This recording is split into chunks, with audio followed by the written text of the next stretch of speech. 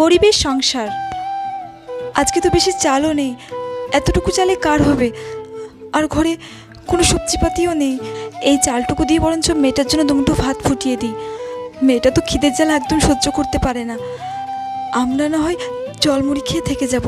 হ্যাঁ যাই, ভাতটা করে দিই।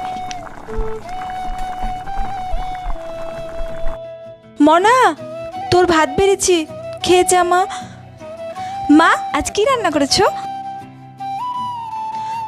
মা আজও শুধু ভাত? হ্যাঁ মা, আজও শুধু ভাত।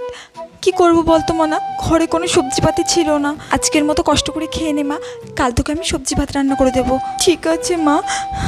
মা, তোমার আর বাবার জন্য ভাত আছে তো? হ্যাঁ হ্যাঁ, আমাদের জন্য ভাত আছে, তুই খেয়ে নে। আচ্ছা। সন্তানের জন্য মায়েরা সবকিছু করতে পারে, তাই মাকে মন থেকে ভালোবাসলে কমেন্টে অবশ্যই মালিকের চুরি অফিসিয়ালকে সাবস্ক্রাইব করো।